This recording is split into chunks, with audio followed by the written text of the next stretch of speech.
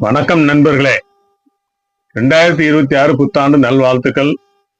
மகர ராசி என்றாலே கர்மஸ்தானத்தை குறிக்கும். உழைப்புக்கும் நேர்மைக்கும் விடாமுயற்சிக்கும் சொந்தக்காரர்கள் நீங்கள். ராசியின் அதிபதி சனி பகவான். வேலை என்றாலும் சரி, தொழில் என்றாலும் சரி, அதை கையாளுவதில் இவர்களை மிஞ்ச முடியாது.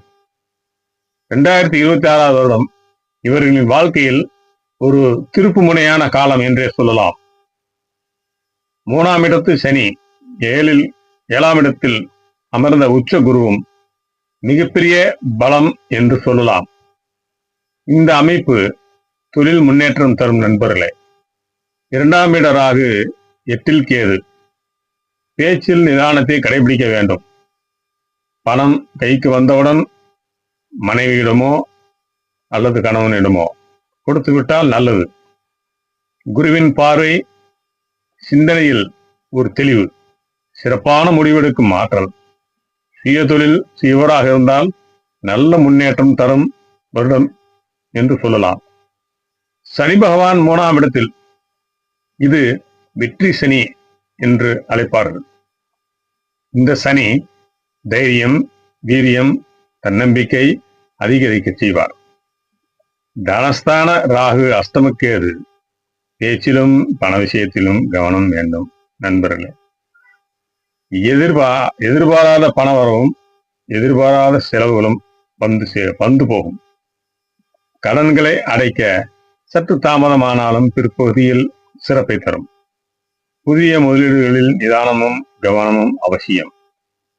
குடும்பத்தில் மகிழ்ச்சியும் திருமண தடையும் நீங்கி குரு பகவான் ஆசியுடன் நற்பலன் ஏற்படும் காலம்.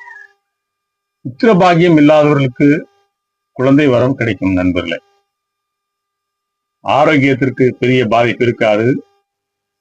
கேதுவின் தன்மை செரிமானம், வயிற்றுப்போதைகள் வரலாம்.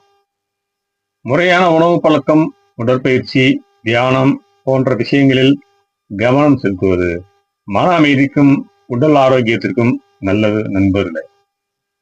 சிறிது போராட்டமாக தோன்றினாலும் உங்கள் கடின உழைப்பு எப்போதுமே உங்களுக்கு வெற்றியை தரும். வேலையில் நெருக்கடியான சூழ்நிலை மாறும். ஷேர் மார்க்கெட் போன்ற ரிஸ்கான வேலைகள் செய்ய வேண்டாம். பேச்சை குறைத்து தொழில், வேலை என்று பார்த்து கொண்டால் வெற்றி நிச்சயம் உண்டு. எப்படி இருந்தாலும் குரு பகவான் உங்களை கைவிட மாட்டார்.